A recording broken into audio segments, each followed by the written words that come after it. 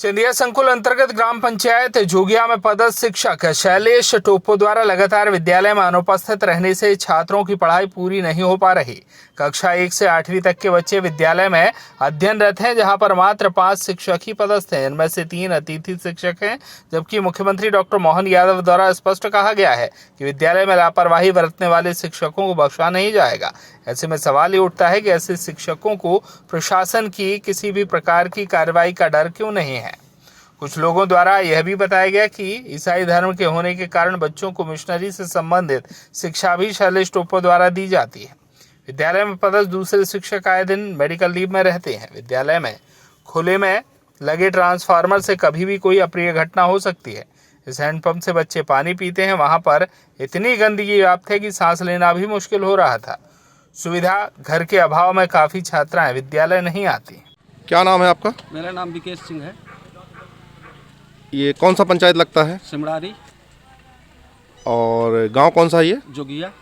यहाँ विद्यालय की क्या समस्याएं हैं? विद्यालय में सर बहुत समस्या है। शिक्षक लोग कभी टाइम से नहीं आते हैं और दूसरी समस्या है कि 2-3 लोग छुट्टी में ही रह आते हैं जब देखो तो। विद्यालय कहाँ से कहाँ तक संचालित है? कक्षा 1 से 8 तक। अच्छा, लगभग कितने टीचर हैं यहाँ पे? लगभग यहाँ 5 टीचर हैं, 3 टीचर हैं और 2 अतिथि शिक्षक हैं। अच्छा, तो अतिथि शिक्षक नहीं आते कि शिक्षक नहीं आते? शिक्षक नहीं आते सर।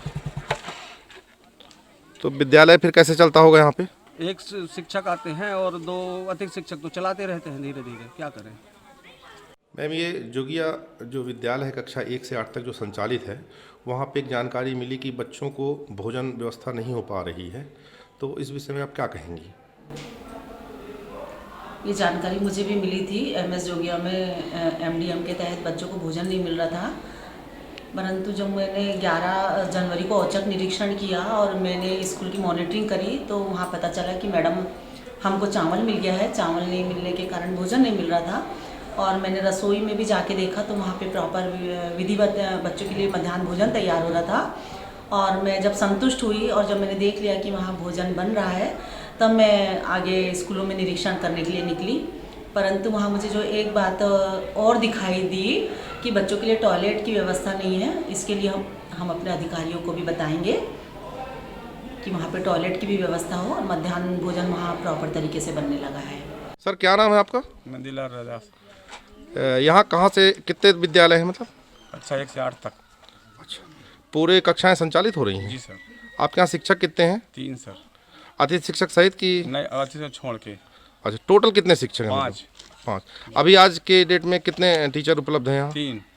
और 2 लोग कहाँ हैं? 2 लोग अपने बच्चों की छुट्टी में लिए थे। अब जैसा प्रक्रिया वो जाने जैसा जब दे गए हूँ, दोनों लोग नहीं हैं। वो उस दिन आए सर आए थे तो अपनी जानकारी लेके सब चले गए हैं जिला पंचायत तो से। जो सर अब्सेंट हैं उनके नाम क्या हैं? शैलेश टोप्पो और राकेश कुमार तिवारी। ये कितने दिन से अब्सेंट चल रहे हैं सर? और 5-6 दिन चल रहे हैं, कितने दिया है? ज़्यादा हो जाए 10-12 दिन, 10-15 दिन उनके करने के बाद मतलब। तो लगातार वो स्कूल नहीं आ रहे हैं? हाँ जी सर, नहीं है। तो आपने ये जानकारी उच्च अधिकारियों को दी है? जी जी। कहाँ पे दी है? ये संकुल केंद्र में जानकारी है उनको? जी जी, लिखित है लिखित जानकारी। सर, ये जो ग्राम जोगिया में विद्यालय संचालित है कक्षा 1 से 8 तक, वहाँ जो हेडमास्टर हैं वो लगातार अब्सेंट चल रहे हैं, इस विषय में आप क्या कहना चाहेंगे?